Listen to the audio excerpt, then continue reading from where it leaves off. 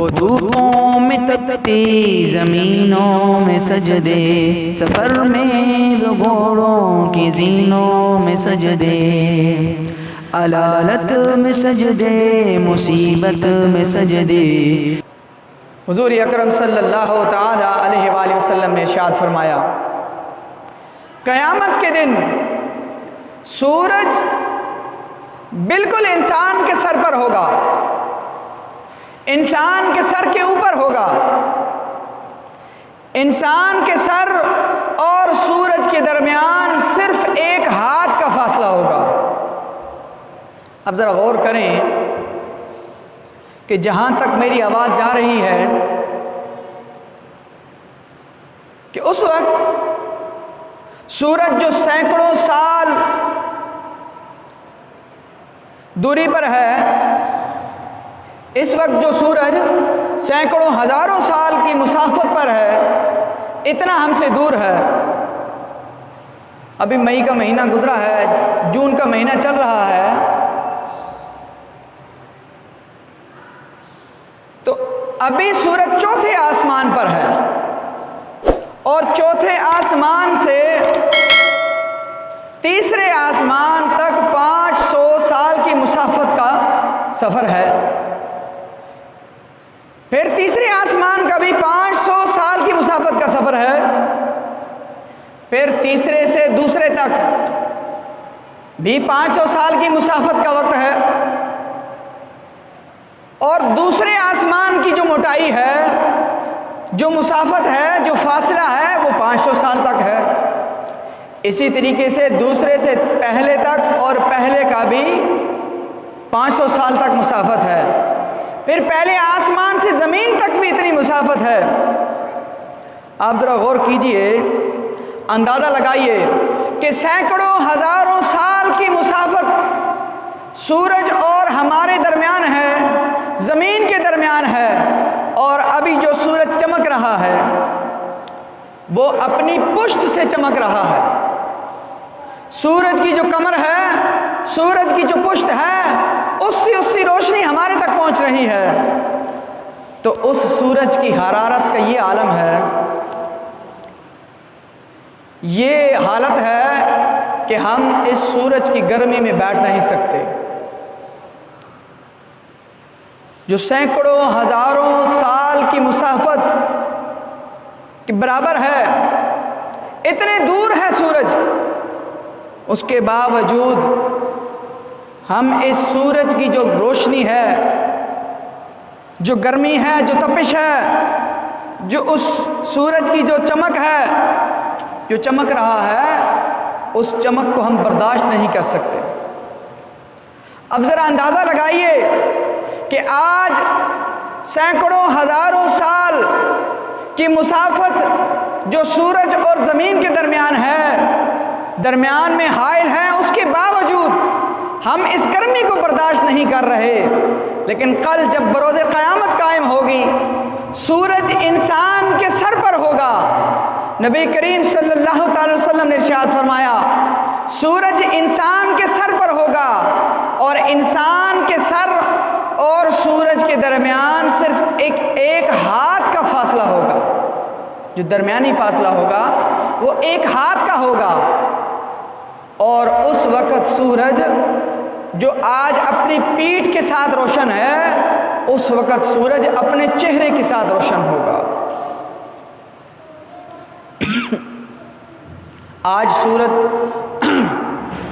अपनी पुष्ट के साथ रोशन है, इसकी इतनी गर्मी है कि हम जो अपने सहन में पत्थर लगाया हुआ है, जो फर्श है, इस सूरज की गर्मी इतनी है जो इस वक्त अपनी पुष्ट से रोशन है कि हम उस फर्श पर अपना पाँव नहीं रख सकते। जिस फर्श पर डायरेक्ट ज़मीन पर धूप पड़ रही है, उसकी इतनी गर्माइश और गर्मी और हरारत है कि उस पर अपना पाँव नहीं रख सकते। जब सूरज अपनी पुष्ट से जो गर्मी बरसा रहा है, जो हरारत पहुंचा रहा है, वो हम बर्दाश्त नहीं कर सकते, तो जो कल बरोज़े क़यामत सूरज अपने चेहरे के साथ जो इंसानी सर के ऊपर सिर्फ एक हाथ की मुसाफत पर होगा, उस गर्मी का मुकाबला हम कैसे करेंगे, उस गर्मी का सामना हम कैसे करेंगे। वो गर्मी, उसको हम बर्दाश्त कैसे करेंगे। अल्लाह के महबूब पाक सल्लल्लाहु अलैहि वसल्लम ने फरमाया, उस वक़्त ज़मीन जो है इंसान के पाँव को पकड़ लेगी और इंसान से कुछ सवालात किए जाएंगे, और ज़मीन उस वक़्त तक इंसान को नहीं पकड़ेगी, उस वक़्त तक इंसान को नहीं छोड़ेगी जब तक इंसान से चंद सवालात ना किए जा सकें।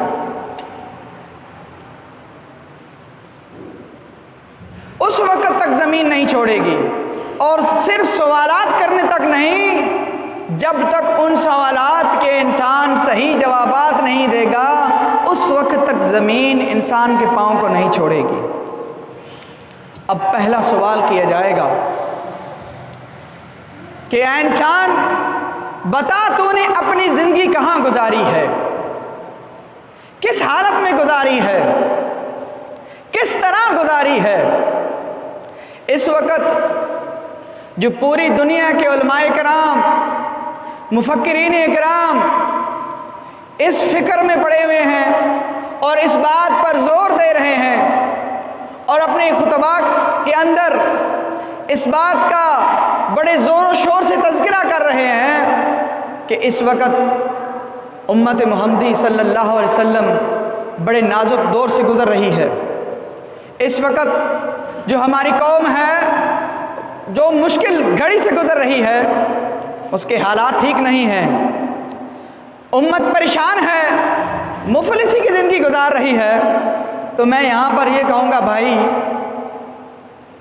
ज़रा हम अपने करतूतों पर भी नज़र दौड़ा लें कि हमारे काम कैसे हैं, हमारे करतूत कैसे हैं, किन कामों की वजह से आज हम पर तरह तरह की परेशानियां आ रही हैं। आप ज़रा, हम जो लोग हैं, अपने हालात पर ज़रा नज़र दौड़ाएं कि हमारे हालात कैसे हैं। ज़रा गौर करें कि हम तरह तरह की परेशानियों का क्यों शिकार हैं। माह रमज़ान गुज़रा,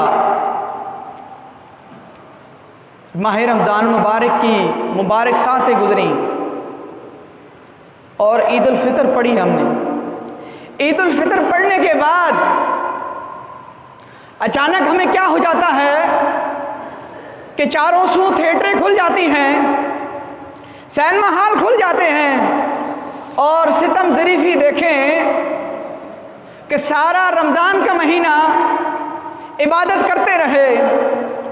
ईद उल फितर हमने पढ़ी, बड़ी जोशो जज्बे से पढ़ी, बल्कि कुछ मुसलमानों ने तो शवाल के भी रोज़े रखे और नमाज़ें पढ़ना शुरू करते रहे।